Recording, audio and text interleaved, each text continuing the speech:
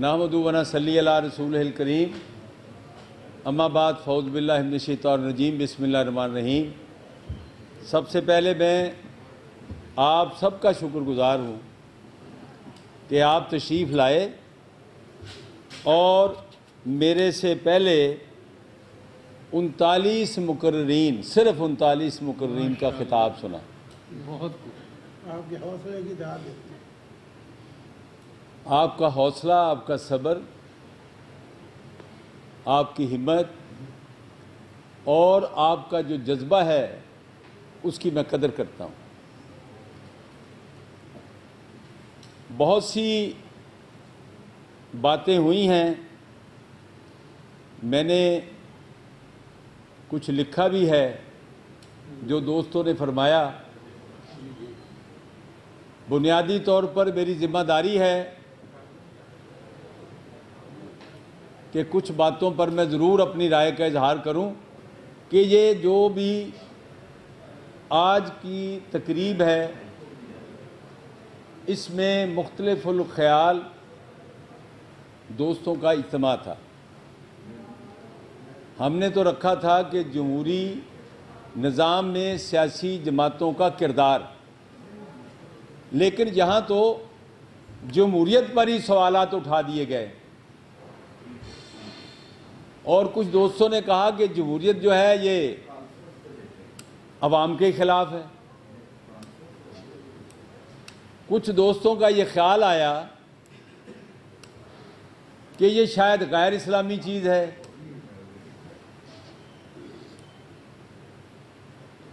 اور ایک دوست نے کہا کہ بھئی آپ اسلام کی تو بات کر رہے ہیں لیکن وہ کون سا ڈھانچہ ہے جو آپ ہمیں بتا رہے ہیں۔ ایک دوست نے فرمایا کہ جو مغرب کی جمہوریت ہے جس کو ناپسند کیا جا رہا ہے وہ تو مشاورت سے آئی ہے اور مشاورت اسلام کی بنیاد ہے۔ بات یہ ہے کہ جس ملک کی ہم بات کر رہے ہیں یہ کیسے بنا ہے؟ کسی نے فتح کیا ہے؟ کسی جرنیل کا نام لیں نا مجھے۔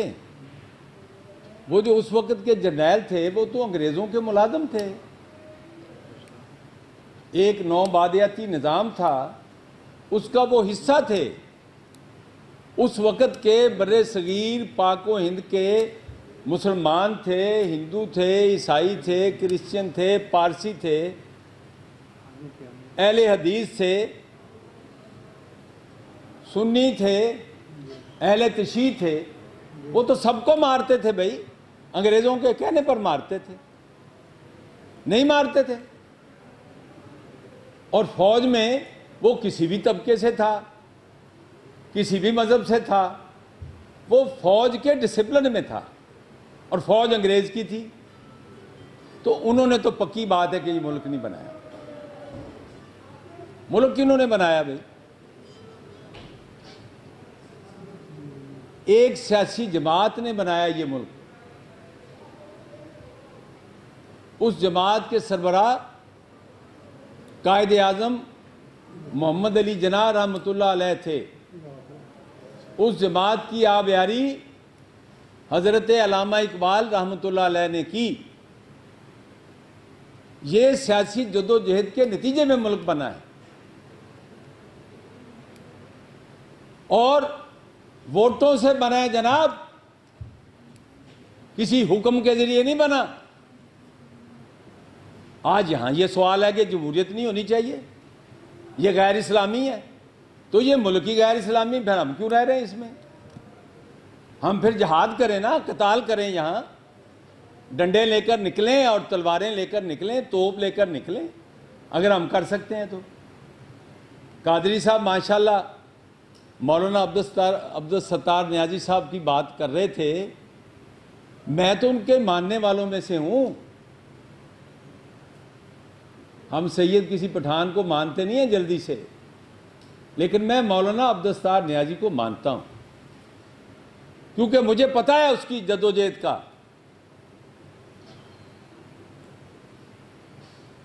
شیروانی پہنی ہوئی ہے، اوپر اتنا لمبا کلا، اور اعلان کر رہے ہیں گھنٹی لے کر پاک پتن کے شہر میں 1946 میں، اس وقت وہ مسلم اسٹوڈنٹ فیڈریشن میں ہوا کرتے تھے، آج رات فلاں بجے عبدالستار خان نیازی جلسے سے خطاب کریں گے، تشریف لائیے گا۔ اگلے چوک میں پھر اعلان کر رہے ہیں، پھر اگلے چوک میں اعلان کر رہے ہیں، سارے شہر میں خود اعلان کیا اور پھر جلسہ بھی کیا۔ یہ ان کی ابتدا تھی، ان کا یہ عزم تھا، میں اس کو بھول سکتا ہوں؟ باقی انسان ہے، غلطیاں ہو سکتی ہیں، وہ کوئی نبی تو نہیں تھے، بہت سی باتوں سے اختلاف بھی ہو سکتا ہے۔ تو بات میں صرف یہ کہنا چاہتا ہوں کہ یہ سوال نہیں ہے اس وقت کہ جمہوریت ہونی چاہیے یا جمہوریت نہیں ہونی چاہیے، یہ سوال ہی نہیں ہے۔ سوال یہ ہے کہ اس ملک میں جمہوریت کیوں نہیں ہے، کیوں نہیں پنپی؟ بھائی میں تو مانتا ہوں، ہمارا تو استقلال پارٹی کا جو مینیفیسٹو ہے اس کے اوپر لکھا ہے، سب سے اوپر، حکم اللہ کا، حاکمیت عوام کی، کیونکہ حاکمیت اعلیٰ رب کائنات کی ہے، اور جس رب نے مجھے پیدا کیا، جس رب نے آپ سب کو پیدا کیا، جس رب نے کائنات پیدا کی ہے، اس رب نے کیا فرمایا کہ میں نے انسان کو اپنا خلیفہ بنایا ہے۔ نہیں لکھا کہ عیسائی کو بنایا ہے، یہودی کو بنایا ہے، سید کو بنایا ہے، پٹھان کو بنایا ہے، ملک کو بنایا ہے، کسی چودھری کو بنایا، انسان کو بنایا۔ تو اس انسان کو یہ حق رب نے دیا ہے حاکمیت کا، اسی کا تو حساب ہونا ہے، اسی کی جواب دہی ہے کہ آپ نے دنیا میں کیا کیا ہے۔ اور سب سے بڑا جو احتساب ہے ہمارا، جو ہم انسان کہتے ہیں اپنے آپ کو، وہ یہ ہے کہ آپ نے اپنی سوسائٹی کے لیے کیا کیا ہے۔ اپنے لیے تو سب کرتے ہیں، اپنے بچوں کے لیے سب کرتے ہیں، سوسائٹی کے لیے کیا کیا ہے؟ وہی لوگ عزت پاتے ہیں، وہی لوگ قابل احترام ہیں جنہوں نے معاشرہ بنانے کے لیے جدوجہد کی ہے۔ آج بنیادی ضرورت ہے کہ پاکستان کے اندر انسانوں کے جو حقوق ہیں ان کی آبیاری کی جائے، ان کے لیے کوشش کی جائے، اور اس میں بنیادی حق حاکمیت کا حق ہے۔ حضرت امام حسین علیہ السلام، امام عالی مقام کا کیا مقصد تھا؟ اپنے بچے بھی انہوں نے اپنے ہاتھوں میں شہید کروائے، ان کو نہیں پتا تھا، وہ کہتے اچھا میں بیعت کر لیتا ہوں۔ بھئی یہی جھگڑا تھا نا کہ حکمران مان لیتے یزید کو، نہیں مانا انہوں نے، اسی لیے ان کا مقام ہے۔ اور یہ اقتدار، یہ طاقت کا نشہ نہیں دیکھا کسی نے کہ یہ رسول کا نواسا ہے۔ کون تھے؟ کوئی امریکی تھے، کوئی رشیا سے گئے تھے، کوئی چائنا سے گئے تھے، کوئی ہندوستان سے گئے تھے؟ بھئی وہی تھے جو مسلمان تھے، سب نماز پڑھنے والے تھے، تہجد گزار بھی ہوں گے ان میں۔ اس وقت کچھ صحابہ بھی زندہ تھے، تابعین تھے، تبع تابعین تھے، کتنے لوگ نکلے۔ انہوں نے کہا نا بھی، مرزا صاحب نے، کہ میں نے کہا ہے کہ میں اب اقتداری سیاست سے الگ ہو گیا ہوں۔ میں نے کہا تھا، یہ کوئی ایسی بات نہیں ہے، میں تو کئی سال سے کہہ رہا ہوں کہ میں تو بھئی سیاسی درویش ہو گیا ہوں۔ ہم نے یہ سارا کھیل دیکھا، اس کا حصہ رہے ہیں۔ میں 1977 میں قومی اتحاد کا امیدوار تھا۔ یہ میاں نواز شریف جب تحریک استقلال میں آئے تو میں جنرل سیکرٹری پنجاب تھا، یہ میرے ساتھ ایم این اے کے امیدوار تھے، چلے گئے جہاں انہوں نے جانا تھا، ہم نہیں گئے۔ ہمیں بھی بہت کچھ کہا گیا، نہیں گئے ہم۔ اب میں اس لیے کہتا ہوں کہ زندگی ہوتی کتنی ہے، کوئی پتہ ہے کسی کا کہ کوئی 15 سال کی عمر لے کے آیا ہے، کوئی 50 کی لے کے آیا ہے، لیکن اس کو نہیں پتا، یہ میرے رب کو پتا ہے۔ تو ہم تو بہت عرصہ گزرا بونس پہ چلے گئے، اس لیے میں نے کہا تھا مرزا صاحب سے۔ باقی رہی یہ بات، الیکشن میں 2018 کا بھی لڑا ہوں، 2013 میں بھی گیا تھا، یہ جانتے بوجھتے ہوئے کہ مجھے ووٹ نہیں پڑنے، میں تو پاک پتن چھوڑ کے آ گیا ہوں، جو میرا حلقہ ہے وہاں تو میرے آج بھی ہیں مرزا صاحب 8-10 ہزار ووٹ ذاتی، زیادہ نہیں۔ وہاں نہیں میں جاتا۔ یہ بڑا مقام ہے، یہاں آپ زیادہ شعور اور آگاہی کا کام کر سکتے ہیں، اس لیے میں یہاں رہتا ہوں۔ اور میں کوئی ذمہ دار آدمی ہوں، میری کوئی فیکٹری ہے نہیں، میں تو ایک قلم کا کام کرنے والا وکیل ہوں۔ اور میرا جو مقابلہ رہا ہے سب سے بڑے ذمہ داروں سے رہا ہے، جاگیرداروں سے، بڑی بڑی برادریوں سے۔ میرے تو اپنے گھر کے 4 گھر ہیں وہاں پاک پتن میں۔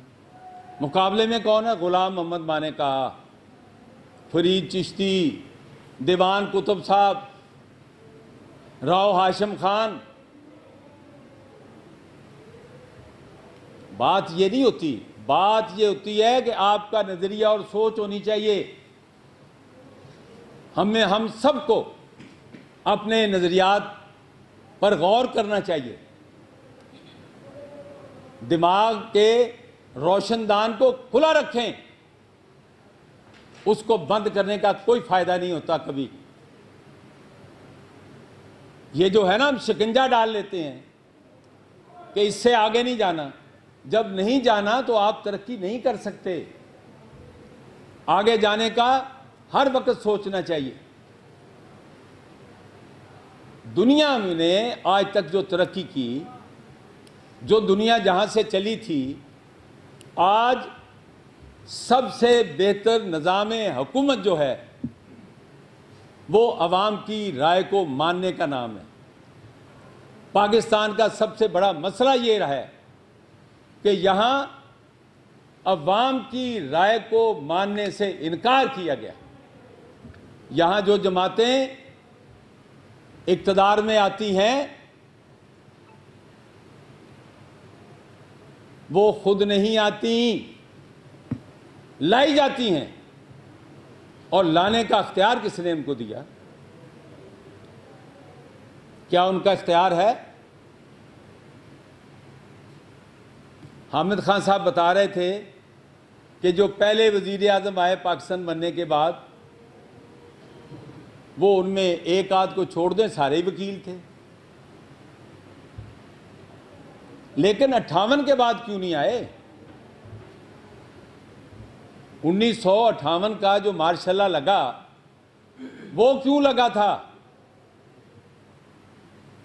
اور اس کے بعد کیوں نہیں آئے بھائی؟ پھر جو فوج کی ہیچری تھی اس کی پیداوار آگے آئی۔ اب ضرورت یہ ہے کہ ہم سب کو تعصبات چھوڑنے ہوں گے۔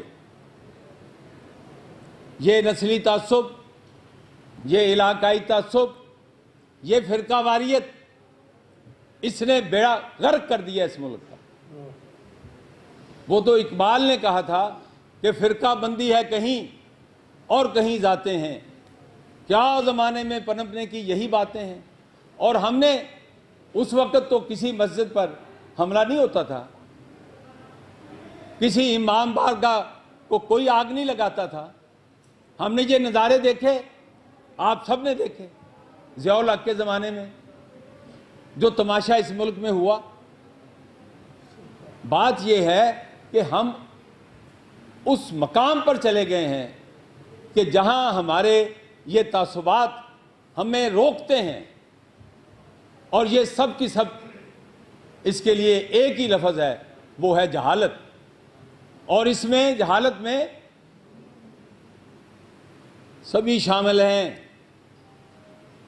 پاکستان کے اندر جب دہشت گردی ہو رہی تھی اور وہ کہہ رہے تھے ہم پاکستان میں اسلام لانا چاہتے ہیں، سڑکوں پہ بم چل رہے ہیں، مدرسوں میں چل رہے ہیں، سکولوں میں چل رہے ہیں، عدالتوں کے اندر چل رہے ہیں، چوک میں چل رہے ہیں. بہت سی سیاسی قیادت، بہت سی سیاسی جماعتیں، دینی جماعتیں ان کو سپورٹ کر رہی تھیں. یہ افسوس کی بات ہے. بجائے اس کے کہ وہ پاکستان کے عوام کو سپورٹ کرتے، ان کے تحفظ کی بات کرتے، اس کی بجائے یہ کھیل ہوا یہاں. یہ ساری کی ساری چیزیں قومی ترقی کے راستے کی رکاوٹ ہیں. اور جہاں ہوا کیا ہے اس ملک میں، وہ اقبال ساجد ایک شاعر گزرے ہیں، انہوں نے کیا کہا کہ میں کبھی دھوپ کبھی چھاؤں پہن کر نکلا، روز تبدیل فضا میرے حوالے سے ہوئی، اور اشک پی پی کے میں سر سبز ہوا شام و سحر، جسم کی نشو و نما خشک نوالے سے ہوئی. ہم نے یہ حال کر دیا ہے پاکستان کا. یہاں غربت انتہا کو ہے، اس کی طرف ہمیں دیکھنا ہے، لوگوں کے مسائل کو اجاگر کرنا ہے. تعلیم کی بات ہے، صحت کی بات ہے، روزگار کی بات ہے، جینے کا حق ہے، رہائش کا حق ہے، کاروبار کا حق ہے، اپنے نظریات کو رکھنے کا حق ہے. کیا یہ سارے حقوق ہمیں حاصل ہیں؟ نہیں حاصل. لیکن اس کے باوجود مجھے جب لوگ پوچھتے ہیں کہ کیا آپ سمجھتے ہیں کہ اس ملک میں تبدیلی آ سکتی ہے، تو میں ایک بات ان سے کہتا ہوں کہ یہ جو سوال آپ نے کیا ہے، اس کا مطلب یہ ہے کہ آپ اس نظام کو تبدیل کرنا چاہتے ہیں. تو جب تک اس ملک میں کوئی ایک شخص بھی اس گلے سڑے بوسیدہ نظام کو تبدیل کرنے کی سوچتا ہے تو وہ نظام تبدیل ہو کے رہے گا. بالکل بالکل. ایک زمانہ تھا جب ہم نے تحریک استقلال کے پلیٹ فارم سے ایئر مارشل اصغر خان کو اللہ گری کے رحمت کرے، ان کی قیادت میں ہم نے جب 1975 میں مینیفیسٹو دیا تو اس پہ ہم نے لکھا تھا چہرے نہیں نظام کو بدلو، ظلم کی صبح شام کو بدلو، لوٹ گھسوٹ کے راج کو بدلو، جاگیرداری سماج کو بدلو. تو لوگوں کو ہماری بات سمجھ نہیں آتی تھی، لیکن ہم جدوجہد کرتے رہے. آج بھی ہمارا مینیفیسٹو یہی ہے. میثاق جمہوریت کی بات کی گئی یہاں، اس پر عمل نہیں ہوا. میں ان 15 افراد میں سے ایک شخص ہوں جس نے اس پر دستخط کیے ہیں، کیونکہ ہم ARD کا حصہ تھے. میں نے بھی اس پر دستخط کیے ہیں، سید نواب عرشا صاحب نے بھی کیے ہیں، منیر گیلانی صاحب آج نہیں آ سکے، انہوں نے بھی کیے ہیں. 15 جماعتیں تھی ARD کی، دستخط ہو گئے. افسوس یہ ہے کہ پیپلز پارٹی کی حکومت آئی، اس نے نظر انداز کیا اس کو. مسلم لیگ کی آئی، اس نے بھی اس کو نظر انداز کیا. یہاں یہ سمجھا جاتا ہے، اور موجودہ وزیر اعظم تو خیر سے روز خود کہتے ہیں کہ میں یو ٹرن لیتا ہوں، اور میں یو ٹرن لیتا لیتا وزیر اعظم بن گیا ہوں. یعنی کہ شرم نہیں آتی، اس کو یو ٹرن کے معنی کا نہیں پتا. اتنا بڑا جاہل ہے وہ. یو ٹرن ہوتا ہے کہ جو آپ کسی سے وعدہ کرتے ہیں، جو آپ کسی سے وعدہ کرتے ہیں آپ اس سے مکر جائیں. وہ خود کہتا ہے میں جھوٹا ہوں، کیا فرق پڑتا ہے. میں تو وزیر اعظم بن گیا۔ کسی پولیٹیکل پارٹی کا جو مینیفیسٹو ہوتا ہے، جو قرارداد ہوتی ہے، کسی اجتماع کے بعد ہم جو خبر جاری کرتے ہیں، جو بیان جاری ہوتا ہے، جو پریس کانفرنس کرتے ہیں، جو آپ تقریر کرتے ہیں، وہ قوم سے وعدہ ہوتا ہے، اس کی پاسداری ضروری ہے۔ نو بہار شاہ صاحب بیٹھے ہیں، 2 منٹ میں قیامی انہوں نے بڑی جدوجہد کی، ہم اے آر ڈی میں بھی اکٹھے تھے، بڑی مار کھائی بھئی، ان کی حکومتیں آئی ہیں، میں تو خیر ان کا ناقد ہوں، انہوں نے شاہ صاحب کو بھی نہیں پوچھا۔ کیوں پوچھے؟ وہ ہم میں سے نہیں ہیں، ہم ان میں سے نہیں ہیں۔ اس لیے دنیا میں جب بھی کبھی کوئی انقلاب آیا، تبدیلی آئی، وہ وڈیرے لے کے نہیں آتے، وہ تو اپنے مفادات کے بندے ہوتے ہیں۔ پڑھے لکھے متوسط طبقے کے لوگ ذہن کی صفائی کے ساتھ، نظریے کی سچائی کے ساتھ جب کھڑے ہوتے ہیں تو پھر انقلاب آتا ہے، پھر تبدیلی آتی ہے۔ آج ضرورت ہے کہ ہمیں کوشش کرنی چاہیے کہ ہم اکٹھے ہو جائیں۔ اس ملک کے آمریت پسند اکٹھے ہو جاتے ہیں، عوام دشمن اکٹھے ہو جاتے ہیں، عوام دوست اکٹھے نہیں ہوتے۔ وہ چھوٹی چھوٹی باتیں میم میخ نکالتے رہتے ہیں، اس کا جناب کان تھوڑا سا خراب ہے، اس کی جناب تھوڑی سی آنکھ خراب ہے، ابھی اس نے آپریشن کرایا ہے، اس کے بال ہی اڑ گئے ہیں، یہ کیا کرے گا؟ وہ کوئی بڑے سے بڑا انٹلیکچوئل ہو، دعوے دار ہو، ایک شخص کی قیادت جو ہے وہ نقصان کا باعث ہوتی ہے۔ اجتماعی لیڈرشپ کی ضرورت ہے۔ آج میجر صاحب بیٹھے ہیں یہاں، یہ ہمارے چیف آرگنائزر ہیں پی پی ایم کے، ان کی اپنی رائے ہے، اس کا انہوں نے اظہار کیا ہے۔ شاہ صاحب تشریف فرما ہیں، ہمارے وائس چیئرمین ہیں، شجرا صاحب ہیں، خاکسار تحریک بھی ہماری ساتھی ہے، کچھ اور بھی ہیں ہمارے ساتھی۔ رائے سب کی اپنی اپنی ہے، لیکن ہم ایک پلیٹ فارم پہ اکٹھے ہیں۔ میں اکیلا تو کچھ نہیں کر سکتا، میں تو بہت کمزور آدمی ہوں، لیکن اصل چیز آپ کا نظریہ، آپ کے ساتھی ہوتے ہیں۔ ہمیں یہ چاہیے کہ ہم نے اگر واقعتاً کچھ کرنا ہے تو اس کے لیے سوچیں۔ وہ قائد اعظم نے بڑی اچھی بات کی ہے، ڈاکٹر شفاقت صاحب کہیں گے کہ میں پھر وہی بات سنا رہا ہوں، میں اس لیے سناتا ہوں ہر ایک جگہ تقریباً، کیونکہ جو تشریح قائد اعظم نے اسلام کی ہے وہ بے مثل ہے۔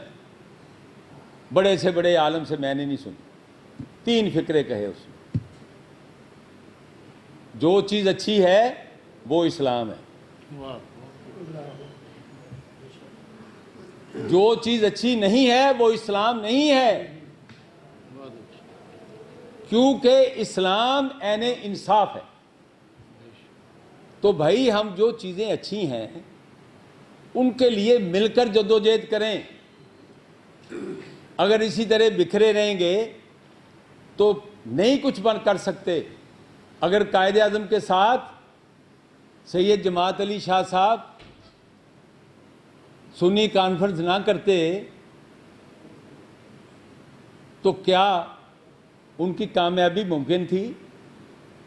اگر ان کا مولانا شبیر احمد عثمانی ساتھ نہ دیتے تو کیا کامیابی ممکن ہوتی؟ یہ سارے لوگ اکٹھے ہو گئے تھے، اکٹھے ہو کے انہوں نے جدوجہد کی کہ ہم نے ملک بنانا ہے۔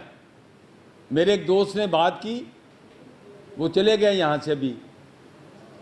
میں تو ہمیشہ کہتا ہوں کہ 15 اگست 1947 کو یہ ملک بنا تھا۔ ہم یوم آزادی مناتے ہیں نا، یوم آزادی تو منائیں انڈیا والے، ہمارا تو ملک بنا ہے بھائی، ہمیں تو آزادی لینا ہے۔ کن سے؟ جن کے بارے میں کہا گیا کہ 2% ہیں اس ملک پر، لیکن قابض ہیں۔ انہوں نے 98% لوگوں پر قبضہ کیا ہوا ہے، انہوں نے غلام بنایا ہوا ہے۔ اور یہ جو ہمارا ہے نا استقلال، اس کا مطلب انڈیپینڈنس ہے، آزادی اس کا ترجمہ ہے، مستقل مزاجی نہیں ہے۔ تو ہمارا تو ایجنڈا آزادی کا ہے، عوام کو آزادی دلانی ہے ان طبقات سے جو قابض ہیں اس ملک پر۔ تو اس کے لیے میں نے سب کی باتیں سنی ہیں، بہت سی باتیں ہیں جن پر میں اور بھی بہت لمبی بات کر سکتا ہوں، لیکن میں ایک بات کہہ کر آپ سے اجازت چاہتا ہوں، اور وہ ہے حضرت علامہ اقبال۔ یہاں اقبال کا حوالہ دیا گیا ہے۔ ہر شخص جو ہے وہ ترقی کی طرف جا رہا ہوتا ہے، اس کی ذہنی نشو و نما ہو رہی ہوتی ہے۔ اقبال نے پہلی عمر میں کیا کہا، درمیان میں کیا کہا، بہت کچھ کہا ہوگا۔ انہوں نے کبھی عشق بھی کیا ہوگا، کبھی اور بھی کچھ کام کیے۔ میرا کیا تعلق ہے؟ میرا تعلق یہ ہے کہ اقبال نے جو ریکنسٹرکشن آف اسلام ہے، ان کے جو خطبات ہیں، اس میں کیا کہا؟ اس میں اقبال نے کہا کہ کسی فرد کو، کسی اجتماع کو اجتہاد کا حق نہیں ہے، کسی فرد کو، کسی اجتماع کو اجتہاد کا حق نہیں ہے سوائے عوام کی منتخب کردہ پارلیمنٹ کے۔ یہ کہا اقبال نے۔ ہم روز باتیں کرتے ہیں اقبال کی، قائد اعظم کی، مانتے نہیں ہیں، اور یہ پتہ نہیں وتیرہ ہے ہمارا۔ ہم رب کائنات کی بات کرتے ہیں، رسول پاک صلی اللہ علیہ وسلم کی بات کرتے ہیں، ان کی سیرت کی بات کرتے ہیں، جب عمل کرنا ہے تو وہ نہیں کرتے۔ تو ہمیں یہ دیکھنا ہے کہ اس ملک میں ہمیں کون سا معاشرہ تشکیل دیں۔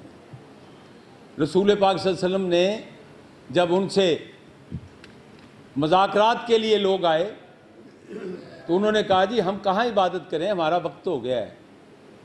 تو انہوں نے یہ نہیں کہا کہ ہماری مسجد پلید ہو جائے گی، وہ تو بیٹھتے ہی مسجد میں تھے، وہی دارالخلافہ تھا، وہی سب کچھ تھا، وہیں عیسائی بھی آتے تھے، یہودی بھی آتے تھے۔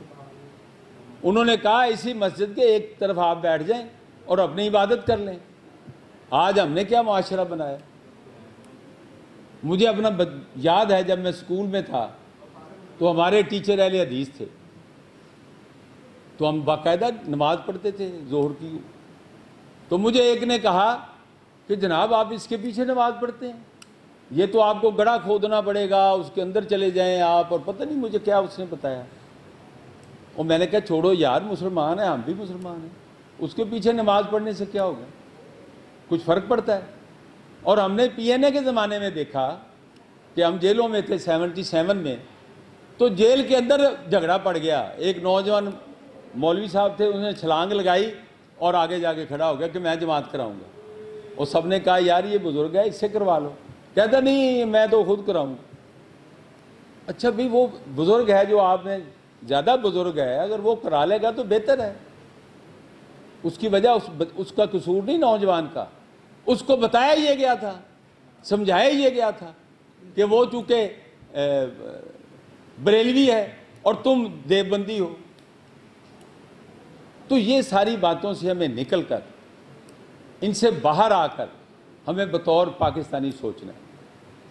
یہ جیسے میں نے رسول پاک صلی اللہ علیہ وسلم کی بات بتائی ہے، اسی طرح قائد اعظم نے بھی کہا 11 اگست 1947 کو ہماری دستور ساز اسمبلی سے خطاب کرتے ہوئے کہ آج کے بعد یہاں نہ کوئی عیسائی ہے، نہ یہودی ہے، نہ پارسی ہے، نہ مسلمان ہے، بلحاظ عقیدہ رہیں گے، لیکن آج کے بعد ہم پاکستانی، ہم کسی کے خلاف نہیں ہیں۔ میجر صاحب آپ کی عزت کرتے ہیں، آپ کو بٹھایا ہوا ہے، بڑی مہربانی۔ میرے تو leader air marshal Azhar Khan تھے، میں نے تو ان کے ساتھ زندگی گزاری ہے، ان کے لیے کئی دفعہ زندگی کی بازی ہارتے ہارتے بچ گئے، اس لیے میں تو آپ خود کو زندہ شہید کہتا ہوں۔ کوئی خلاف نہیں ہے فوج کے، کوئی خلاف نہیں عدلیہ کے، کوئی خلاف نہیں بیوروکریسی کے, کوئی خلاف نہیں علماء کرام کے, کسی کے کوئی خلاف نہیں ہے, لیکن ہر ایک کو آئین کے تحت کام کرنا ہوگا. ہم نے ساری زندگی آئین کی بالادستی, قانون کی حکمرانی, مقتدر پارلیمنٹ اور عدلیہ کی آزادی کے لیے کام کیا. وہ میں نے ایک دفعہ ایک بات کی تو میرے ایک دوست فوت ہو گئے, رفیق غوری صاحب, انہوں نے نوائے وقت میں کالم لکھا. انہوں نے میری تقریر کا حوالہ دیتے ہوئے شعر میں ترمیم کر دی کہ وہ ایک سجدہ جسے تو گراں سمجھتا ہے, وہ ایک سجدہ جسے تو گراں سمجھتا ہے, 1000 سجدوں سے دیتا ہے آدمی کو نجات. انہوں نے پتہ کیا لکھا؟ انہوں نے لکھا کہ منظور گیلانی نے یہ کہا ہے. اس کے بعد انہوں نے شعر میں ترمیم کی کہ وہ ایک سجدہ جسے تو گراں سمجھتا ہے, 1000 سجدوں سے دیتا ہے آدمی کو نجات. اگر ہماری آرمی, ہمارے جرنیل, ہمارے بیوروکریٹ, ہمارے علماء کرام, ہمارے وکلاء اگر یہ آئین کے تحت آ جائیں اور اپنی زندگی جو ہے اور اپنے جتنے بھی کام ہیں وہ آئین کی بالادستی کو قبول کریں, قانون کی حکمرانی کو مان لیں اور پارلیمنٹ کو مقتدر کر دیں, تو سارے مسائل حل ہو سکتے ہیں, ورنہ حل نہیں ہو سکتے. اور مجھے پورا یقین ہے, تیقن ہے میرا کہ یہ تبدیلی آئے گی, اس کو کوئی روک نہیں سکتا. آج ہم اس کمرے میں 5 ہیں, 10 ہیں, 50 ہیں, 20 ہیں, گنتی کی کوئی حیثیت نہیں ہوتی. اصل چیز یہ ہے کہ آج ہم سب تہیہ کر کے جائیں کہ ہم نے جو باتیں کی ہیں, جو کچھ ہم نے سنا ہے, اس کو سمجھنا ہے اور اس کا ایک نتیجہ نکال کے ہم کو اس پر عمل کرنا ہے. ایک دفعہ میں پھر آپ سب کا شکر گزار ہوں کہ آپ تشریف لائے, اور مجھے پوری امید ہے کہ آج اگر 39 تقریریں اور میری جو ہیں ملا کے کوئی 41 تقریریں ہو گئی ہیں, یہ آپ نے سنی ہیں, آپ کی ملا کے 45 ہو گئی, تو وہ سن لی آپ نے. آئندہ اور دوست بھی آئیں گے, ہم کوشش کریں گے کہ آج سے بھی بڑا اجتماع ہو اور ہم سب کی باتیں سنیں. سب کی باتیں سننے کا فائدہ ہوتا ہے. اپنے کانوں کو کھلا رکھیں, اور ڈائریکٹ تنقید کرنا جو ہے وہ شاید پولیٹیکلی مناسب نہیں ہوتا, لیکن گفتگو ضرور کرنی چاہیے, اپنی رائے کا اظہار کرنا چاہیے. اور یہ باتیں ہمیں ایک تو خاندانی طور پر ورثے میں ملی کہ بات کریں اپنی پوری, دوسرے کی سنیں. دوسرا جو ہم تحریک استقلال میں رہے تو ایئر مارشل اصغر خان, ان کے بارے میں لوگوں کا یہ خیال تھا کہ وہ فوج سے آئے ہیں, وہ تو سنتے ہی نہیں, بڑے سخت مزاج ہیں. لیکن ہمیں یہ تجربہ ہے کہ 1974 میں 74 تھا, 1979 تھا, 81 تھا, 99 تھا, کوئی بھی سال تھا, ہم اپنی بات کرتے تھے اور ان سے باقاعدہ بحث مباحثہ ہوتا تھا. اور رات کو انہوں نے ٹیلی فون کر کے کہنا کہ میں نے جناب قادری صاحب سے بات کی ہے, بات تو منظور گیلانی تمہاری صحیح ہے. اس مزاج کا آدمی تھا وہ, اتنا ڈیموکریٹ تھا کہ خود فون کر کے کہنا ہے کہ میں نے فلاں سے بات کی, بات تمہاری ٹھیک ہے. یہ کلچر جب تک ہم نہیں اپناتے کہ ایک دوسرے کی بات کو سننا ہے, اس کو سمجھنا ہے اور اس پر عمل کرنا ہے. میں رب کائنات سے دعا گو ہوں کہ ہمیں رب اچھے کام کے لیے اکٹھا ہو کر چلنے کی, سمجھنے کی, سوچنے کی اور عمل کرنے کی توفیق عطا فرمائے. اجازت چاہتا ہوں, اللہ حافظ.